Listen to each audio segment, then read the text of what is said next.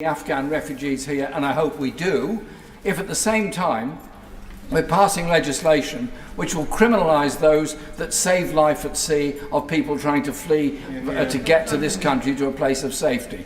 If we are an open and welcoming society that does welcome refugees, then we should mean it for refugees wherever they come from, not just Afghanistan. And I hope the government will bear that in mind and will give us a very clear outline of how the people are going to get out of Afghanistan, how they're going to get here, and how they're going to be processed when they do get here. Because too many of us represent constituencies where there are refugees living who don't have enough support, are begging, are homeless, are street sleeping while their applications are endlessly processed. That is not the sign of a society or a government that is actually holding out the hand of friendship towards refugees. The other general point I want to make is this.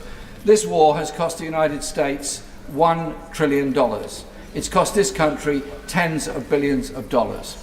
It's cost the lives of tens of thousands of Afghan people.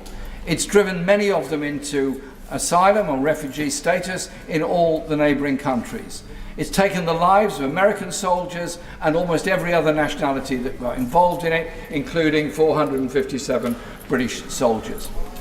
And at the end of it, the trauma of those that served there and the trauma of those that were injured there and the mental health issues that pertain for soldiers coming out of service are huge and likely to be exacerbated by what's happened over the last few days. And so we do need to ensure there is proper support for those that have served or suffered, have served and suffered in Afghanistan, but we also need to have a serious appraisal of how we got there in the first place. Any examination of the longer-term history of Afghanistan will show that wars in Afghanistan do fail. There were 3 in the 19th century and a number in this century. The great game of the 19th century was about preventing Russia getting control of Afghanistan. Later on, the Cold War took over and the Americans supported the opposition to the Soviet Union, thus forming the Mujahideen, which morphed into the Taliban and so much else. There are some serious historical lessons to be learned here about how we take major foreign policy decisions. And it's beyond disappointing that the Prime Minister's response this morning appeared to be that he was not prepared to countenance a serious inquiry into all of this.